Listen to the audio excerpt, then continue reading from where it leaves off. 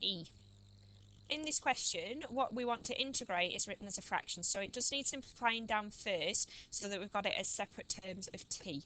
So on the numerator, we have got t cubed plus t to the power of a half, because it's a square root, so we write it as power of a half.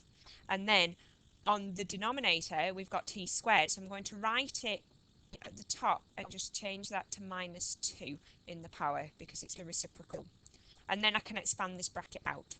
So we've got t cubed times by t to the power of minus 2. Remember, when you're multiplying, you can just add your powers. So that's 3 add minus 2, which just gives us 1. I'm going to leave that. Don't need to write that down. Plus t to the power of a half times t to the power of minus 2. So I need to do a half add minus 2 to get my power. So that's minus 3 over 2. Remember, leave it as a top-heavy and improper fraction there. Okay, so this is what we want to integrate, and it doesn't matter that we're working with t. It doesn't matter what the letter is. So we're integrating t plus t to the power of minus 3 over 2. And we're doing that with respect to t. Remember, later on in the A-level, we'll have all sorts of different letters going on, so it's really important that we know what we're integrating with respect to. T, 1 plus 1 is 2, divide by 2, plus t.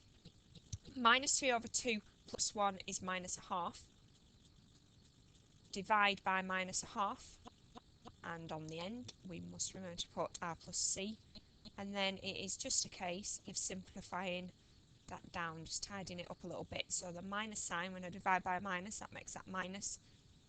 When I divide by a half, I get 2 t to the power of minus a half plus c. We can change that so that we write it as minus 2 divided by the square root of t. It's important to read the question, because sometimes the question says simplify completely, in which case this wouldn't get full marks. You would have to cancel it down to this. But sometimes they just say integrate, in which case you can pick up full marks here. So it's worth making sure you've read that question properly.